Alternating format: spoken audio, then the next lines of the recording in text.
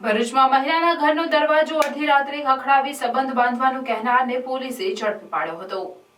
ભરૂચના નર્મદા કિનારે દાંડિયા બજાર ભૃગુ ઋષિ શનિદેવ મંદિર પાસે રહેતી મહિલાના 24 વર્ષ પહેલા છૂટાછેડા થતા એકલી રહેતી હતી। 22 તારીખના રાત્રિના સમયે 9 વાગ્યે જમી પરવારીને ઘરનો દરવાજો લોક કરી ઘરમાં સૂઈ ગઈ હતી।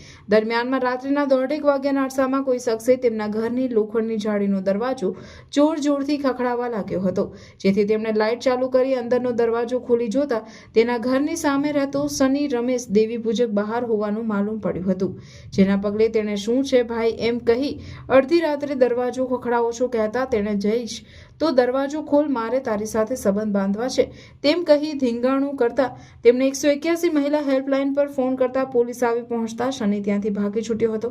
બનાવ સંદર્ભે ભરૂચ એ ડિવિઝનમાં ફરિયાદ નોંધાવાઈ હતી, જેના પગલે ભરૂચ એ ડિવિઝનની ટીમ દ્વારા શનિને ઝડપી પાડવાની કાર્યવાહી કરીને ગણતરીના દિવસોમાં શનિ રમેશ દેવી પૂજકને દબોચી જેલના સળિયા પાછળ ધકેલી દીધો છે।